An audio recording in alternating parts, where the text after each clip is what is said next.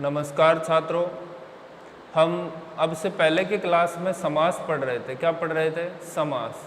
मैं समासों में ही आपको आगे ले चल रहा हूँ, ध्यान से देखना। बिंदु का नाम है समास।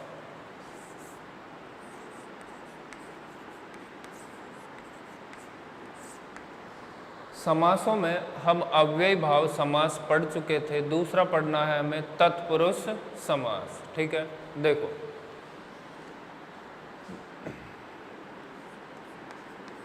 फोकस करें किस पर?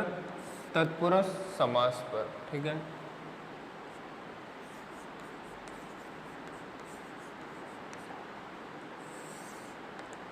देखो तत्पुरुष समास की परिभाषा क्या होती है कि जिस समास का दूसरा पद प्रधान होता है। कौन सा दूसरा पद प्रधान होता है? उसे क्या कहते हैं? तत्पुरुष समास।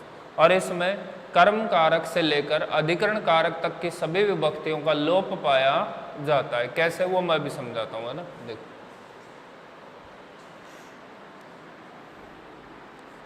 जिस समास का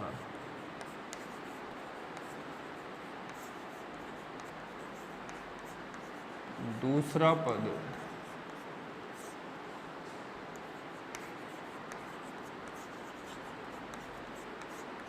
प्रधान होता है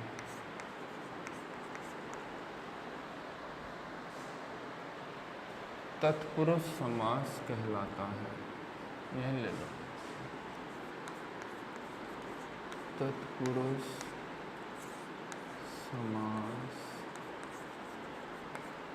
तत्पुरुष समास कहलाता है ना। परिभाषा सही दिख रही है ना आपको भाई? जिस समास का दूसरा पद प्रधान होता है तत्पुरुष समास कहलाता है। और इसी में अपन जोड़ सकते हैं कि इसमें कर्म कारक से लेकर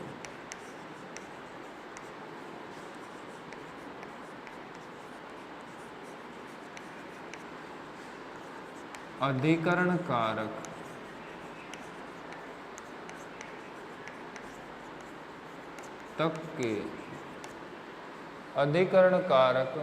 तक के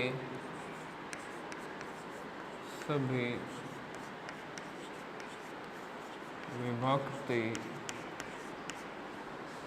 चिन्हों का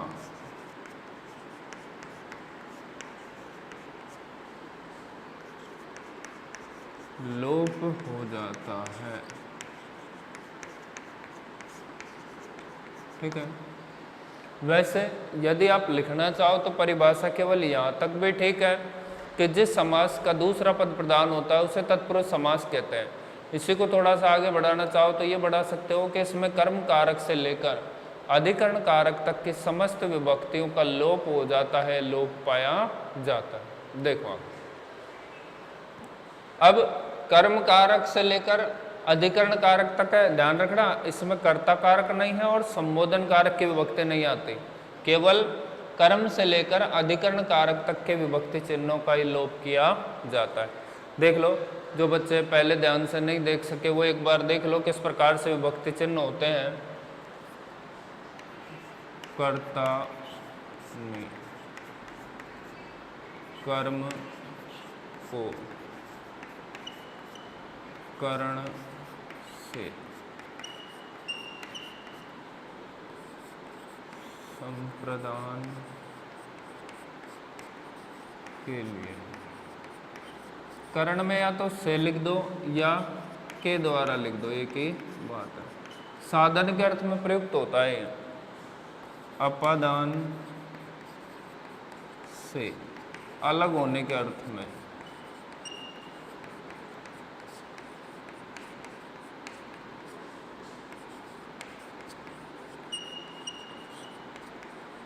ठीक है, और संबंध का के की अधिकरण में और पर। ठीक है, कर्ता ने कर्म को कर्ण से संप्रदान के लिए अपादान से अलग होने के अर्थ में संबंध काके की अधिकरण में और पर। ठीक है, अब इसमें कर्ता कारक का तो कोई रोल ही नहीं है, इसको तो हटा दो। ठीक है भाई, कर्ता कारक का तो रोल ही नहीं है। क्यों? क्योंकि देखो यहाँ हमने क्या लिखा, तत्पुरुष इसमें कर्म कारक से लेकर अधिकरण कारक तक के सभी विभक्ति चिन्हों का लोप हो जाता है। तो कर्म कारक यहाँ से प्रारंभ है और अधिकरण कारक तक के विभक्ति चिन्ह आ गया। मैं जहाँ तक समझता हूँ आपके विभक्ति चिन्ह समझ में आ गए होंगे। देखो, कर्म को करण से या के द्वारा संप्रदान के लिए अपादान से अलग होने के अर्थ में संबंध काके की अधिकरण में और पर। ठीक है, यहाँ तक की बात समझ में आ गई। अब हम इनके उदाहरणों को देखेंगे। देखो, तत्पुरुष समास के 1, 2, 3, 4, 5 और 6 भेद किए जाते हैं। भेद हालांकि आपको परीक्षा में पूछेगा नहीं, लेकिन हमको इनके उदाहरणों के माध्यम से इनमें अंतर करना पड़ता है कि कौन सा उदाहरण तत्पुरुष के किस भेद का उदाहरण है। अरे बात समझ में? अब मैं आपको उदाहरण लिख करके समझाता हूँ। एक बार चाहो तो इसको लिख लो।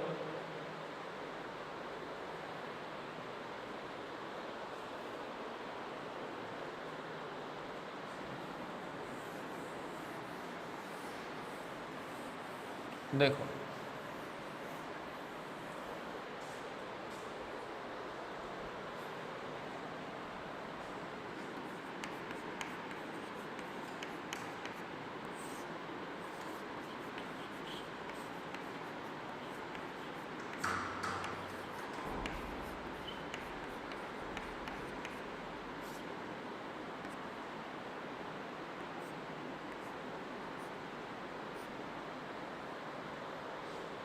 ये किसके उदाहरण है? ये किसके उदाहरण है? सर्वप्रथम क्या चालू हो रहा है? कर्म तत्पुरुष के। किसके? कर्म तत्पुरुष के। आर्यन बात समझ में? कर्म तत्पुरुष, क्योंकि पहली विभक्ति कौन सी है? कर्म। तो कर्म तत्पुरुष के उदाहरण है ना।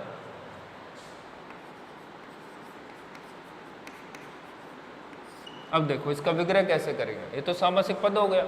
अब इसका क्या करना है? विग्रह। देखो, ग्राम को गत, या क्या भी कह सकते हो, ग्राम को गया हुआ।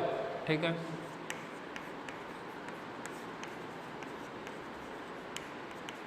या तो गत कह दो या गया हुआ कह दो, एक ही बात है। ग्राम गत माने ग्राम को गत। को कारक चिन्ह किसका आ रहा है?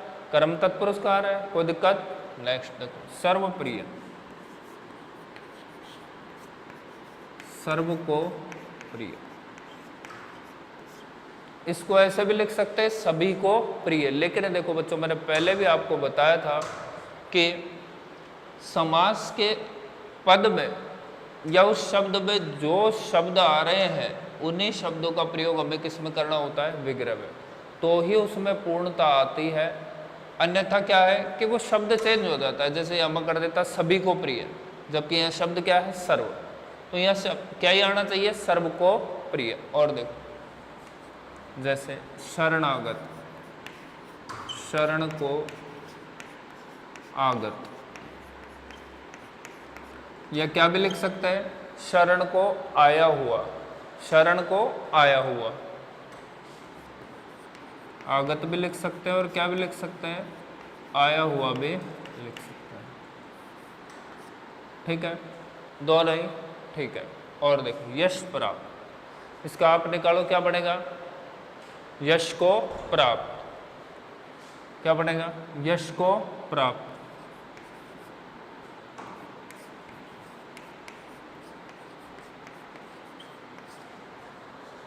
यश प्राप्त का क्या बनेगा? यश को प्राप्त। कोई दिक्कत? तो ऐसे करके ये 4 उदाहरण किसके थे? कर्म तत्पुरुष के। किसके? कर्म तत्पुरुष के, जिसका कारक चिन्ह क्या होता है? को। और ये बात समझ में? अब हम लेते हैं अगला, करण तत्पुरुष। इसी के नीचे ले लेते हैं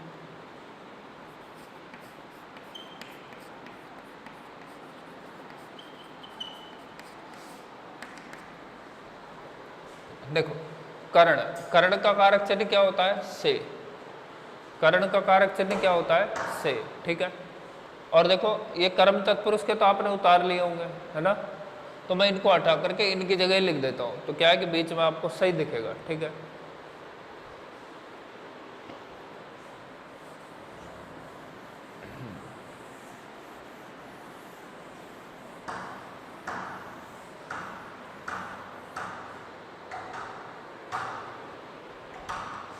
देखो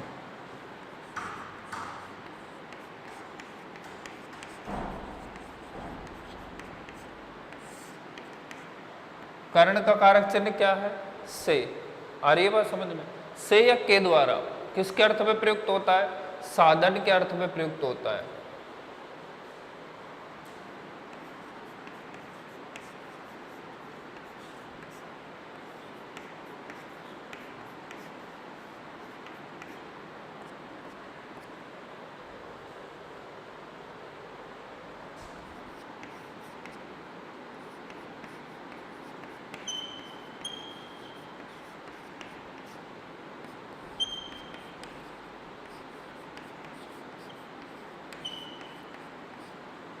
देखो भावपूर्ण माने भाव से पूर्ण,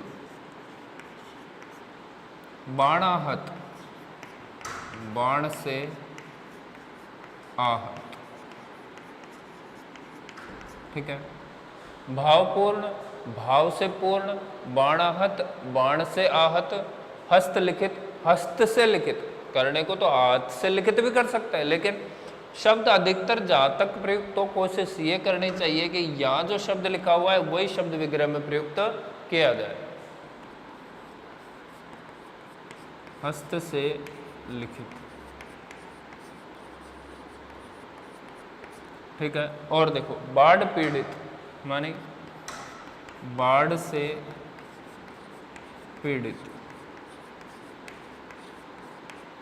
अब चाहो तो आप जांच कर सकते हो इसको, भाव से पूर्ण या भाव के द्वारा पूर्ण, बाण से आहत या बाण के द्वारा आहत।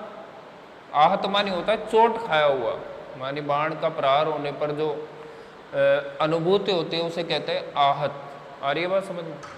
हस्त लिखित माने हस्त से लिखित या हाथ के द्वारा लिखित, दोनों ही ठीक है। हस्त की जगह क्या भी लिख सकते हैं? हाथ से लिखित भी ठीक है, लेकिन अधिकतर अधिकांश आपको प्रयोग क्या करना है? वही शब्द जो इधर आ रहा है।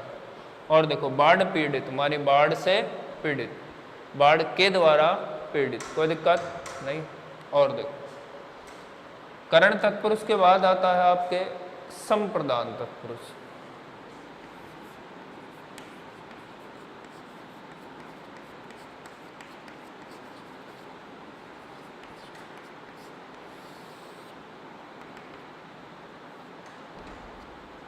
क्या आता है? संप्रदान तत्पुरुष। संप्रदान तत्पुरुष कैसे?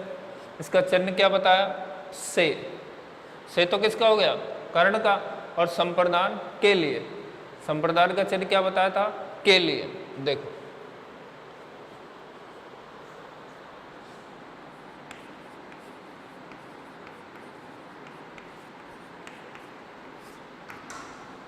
गुरु दक्षिणा माने गुरु के लिए दक्षिणा।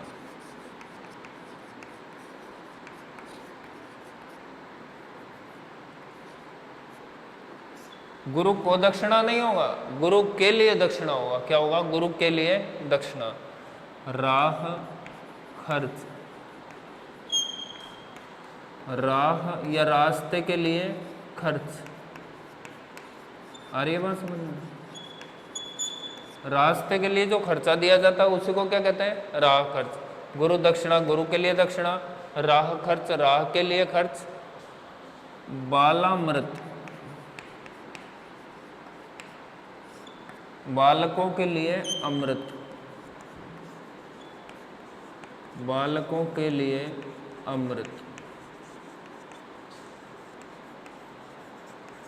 और युद्ध भूमि, युद्ध की भूमि नहीं, युद्ध के लिए भूमि।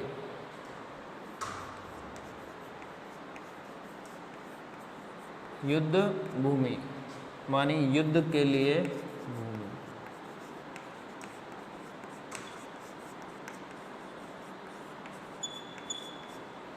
युद्ध के लिए भूमि, ठीक है। गुरु दक्षिणा, गुरु के लिए दक्षिणा। राह खर्च, राह के लिए खर्च। बालामृत, बालकों के लिए अमृत। और युद्ध भूमि, युद्ध के लिए भूमि। कोई दिक्कत? ये किसके उदाहरण हो गए? संप्रदान तत्पुरुष के उदाहरण हो गए। तो देखो, कर्म तत्पुरुष हो गया, कर्ण तत्पुरुष हो गया और संप्रदान तत्पुरुष हो गया। अब यह ध्यान से सुनना, युद्ध भूमि, युद्ध को भूमि नहीं होगी, क्या होगी? युद्ध के लिए भूमि। इस प्रकार ये क्या होगा? इनका समास विग्रह होगा। इस पे फोकस करना भाई। कर्ण तत्पुरुष भाव से पूर्ण, बाण से आहत, हस्त से लिखित और बाढ़ से पीड़ित। और संप्रदान तत्पुरुष के उदाहरण कौन कौन से? गुरु के लिए दक्षिणा, राह के लिए खर्च, बालकों के लिए अमृत और युद्ध के लिए भूमि। ये तो किसके हो गए? कर्म तत्पुरुष के। और ये कर्ण तत्पुरुष के। ये किसके हो गए? संप्रदान तत्पुरुष। कोई दिक्कत? उतार लो इनको।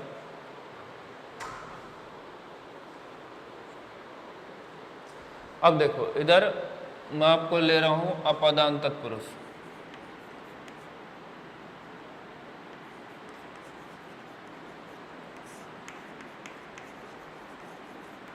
ठीक है।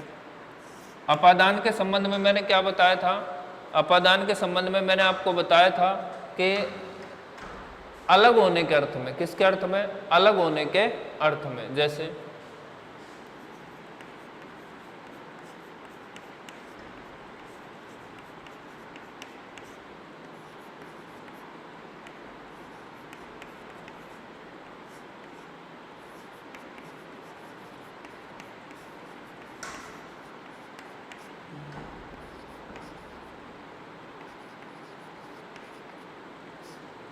ठीक है। तो अपादान तत्पुरुष, अलग होने के अर्थ में किस तत्पुरुष का प्रयोग किया जाता है? अपादान तत्पुरुष का। जैसे देश निकाला का क्या बनेगा? देश से निकाला। ठीक है। अब आपको ये कारक चिन्ह तो कैसा लगेगा? कर्ण में भी कारक चिन्ह तो सही है, लेकिन इसका अर्थ अलग होगा। किसके अर्थ में? अलग होने के अर्थ में। जैसे देश से निकाला, तो देश से अलग हो रहा है, निकल रहा है, तो अलग होने के अर्थ में किसका प्रयोग होता है? अपादान तत्पुरुष का। ठीक है। और देखो, पथ भ्रष्ट, मानी पथ या रास्ते से भ्रष्ट।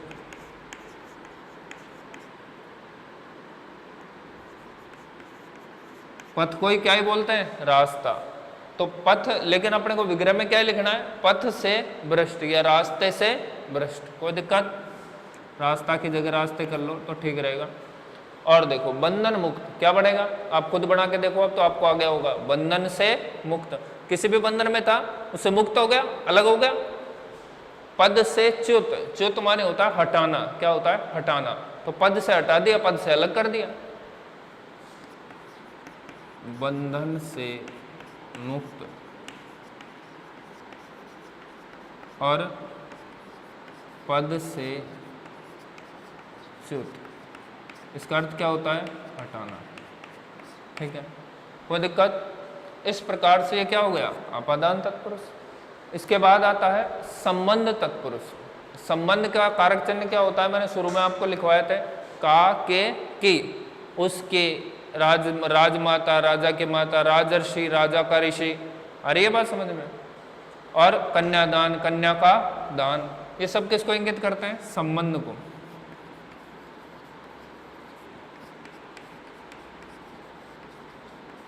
देखो, संबंध तत्पुरुष में क्या क्या आता है? एक सबसे पहले ले लो राजमाता, मानी राजा की माता। और दूसरा उदाहरण जो मैं लिख रहा हूं वो सर्वाधिक आता है, मोस्ट इंपॉर्टेंट है। क्या नाम है? कन्यादान। अब देखो, इसको पढ़ते ही कैसे लगता है? कन्या के लिए दान, क्योंकि दान तो कन्या के लिए ही दिया जाता है, लेकिन ऐसा नहीं है।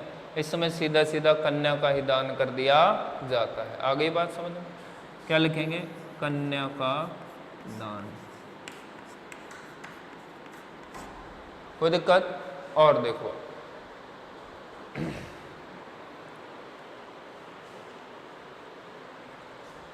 नगर सेठ,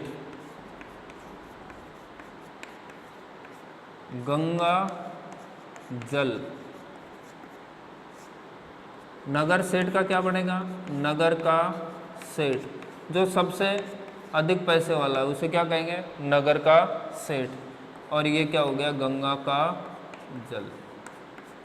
ठीक है, संबंध तत्पुरुष भी आपके समझ में आ गया। का, के, की, आगे बात समझ में। ऐसे ही समय चिन्ह आते हैं। राजर्षि का क्या बनेगा? राजा का ऋषि। कोई दिक्कत? राजसभा, राजा की सभा। कोई दिक्कत? अब देख लो इधर, यहां से कर्ण तत्पुरुष हो गया, भावपूर्ण बाणात हस्तलिखित बाण से पीड़ित। फिर संप्रदान में के लिए आ गया सभी में, और अपादान में से आएगा, लेकिन किस अर्थ में? अलग होने के अर्थ में। फोकस करो भाई, से आएगा किसके अर्थ में? अलग होने के अर्थ में। और की, का, के, की किस में आ जाएंगे? संबंध तत्पुरुष में। अब एक रह गया आपका अधिकरण तत्पुरुष, इनको उतार लो, फिर अधिकरण तत्पुरुष में करवा देता हूं, है ना।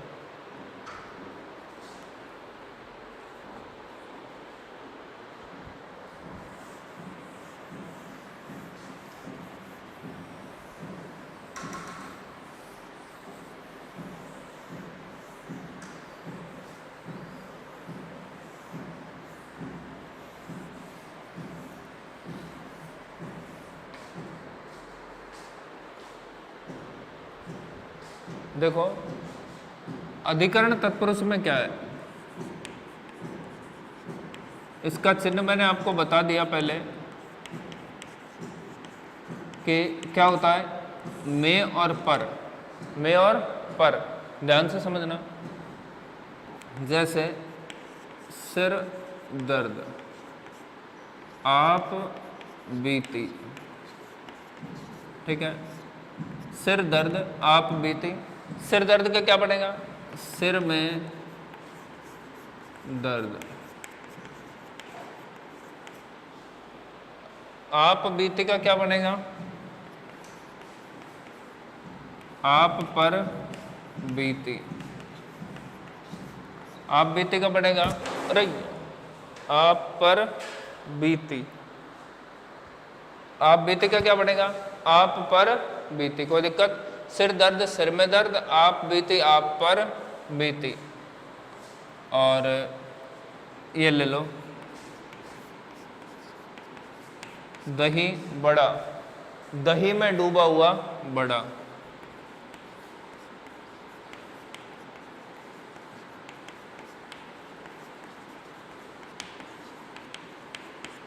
रसगुल्ला,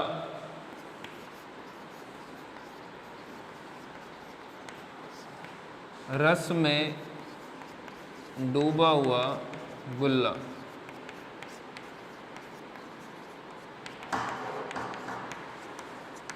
ठीक है, कोई समस्या नहीं। सिर में दर्द, आप पर बीती, दही में डूबा हुआ गुल्ला, दही में डूबा हुआ बड़ा और रस में डूबा हुआ गुल्ला। तो इस प्रकार इन कारक चिन्हों के माध्यम से हम तत्पुरुष समास की पहचान कर सकते हैं। कोई दिक्कत? तत्पुरुष के बाद में आपका भेद आता है कौन सा? अव्ययी भाव तत्पुरुष और कर्मधारय समास। अब आगे पढ़ेंगे हम कर्मधारय समास। देखो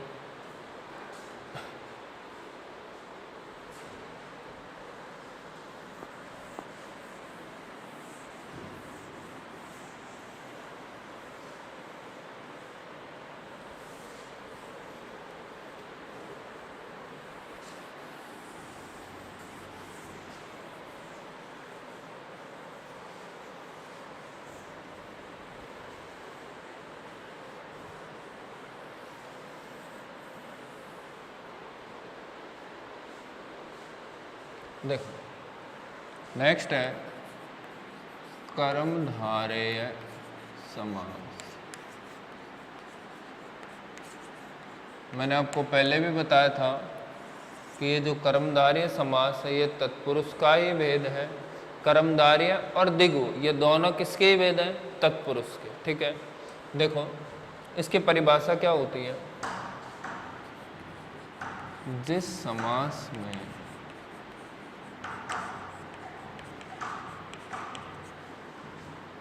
विशेषण विशेष्य विशेषण विशेष या उपमेय उपमान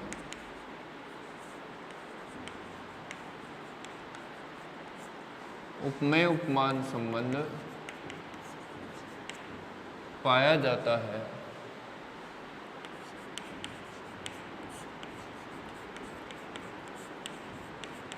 वह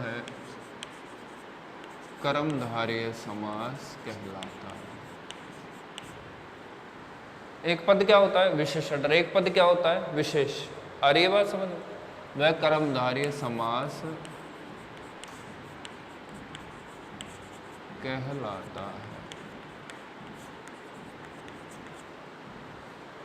जिस समास में विशेषण विशेष उपमेय उपमान संबंध पाया जाता है क्या कहलाता है? कर्मधारय समास कहलाता है। और देखो ये तो एक मेनली अपने पास परिभाषा हुई, और इसके अतिरिक्त मैं जो लिखवा रहा हूँ वो चीज आपको लिखने की आवश्यकता नहीं है, उसे केवल समझना है ना। इसमें विग्रह करते समय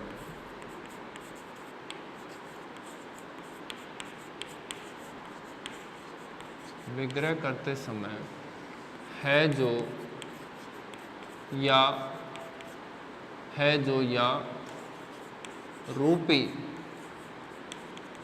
रूपी शब्द का प्रयोग किया जाता है जो या रूपी शब्द का प्रयोग किया जाता है। समझना ध्यान से परिभाषा को भाई। जब हम इस समास के शब्दों का विग्रह करते हैं तो है जो या रूपी शब्द का इस समय क्या करते हैं? प्रयोग करते हैं, तब जाकर के इसका विग्रह हो पाता है। जैसे शब्द ले लो महात्मा, क्या बनेगा विग्रह? महान है जो आत्मा।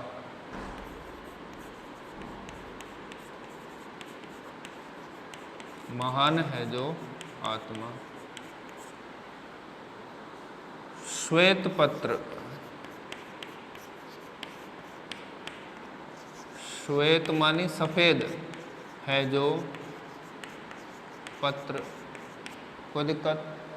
सफेद है जो पत्र। महादेश, क्या बना सकते हैं? महान है जो देश।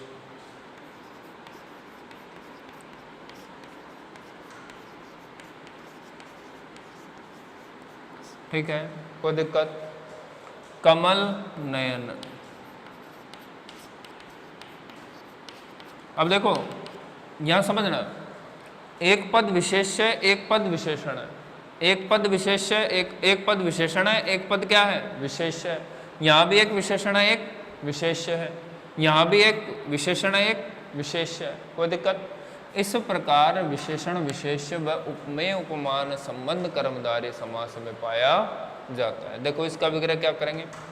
कमल नयन, कमल के समान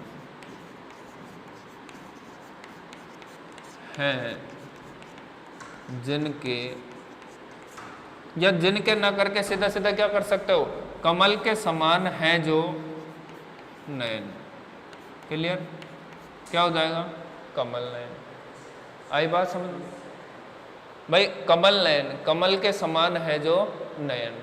और देखो मीनाक्षी,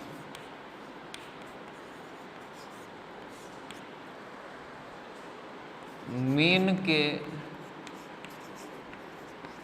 समान अक्षी या नेत्रों वाली। अक्षी या आंख लिख दो, अक्षी या आंख वाली, उसे क्या कहेंगे? मीनाक्षी। तो देखो महात्मा, श्वेत पत्र, महादेश, कमल नयन, मीनाक्षी। मीन और अक्षी, मीन क्या होगा? विशेषण, और अक्षी क्या हो गया? विशेष्य। इस प्रकार विशेषण विशेष संबंध कर्मधारय समास में पाया जाता है। इसके हम और उदाहरण देखेंगे। अभी मैंने आपको कितने उदाहरण बताए? अभी 4-5 उदाहरण बताए। देखो अधिकतर प्रश्न या तो कर्मधारय में से आता है या फिर आता है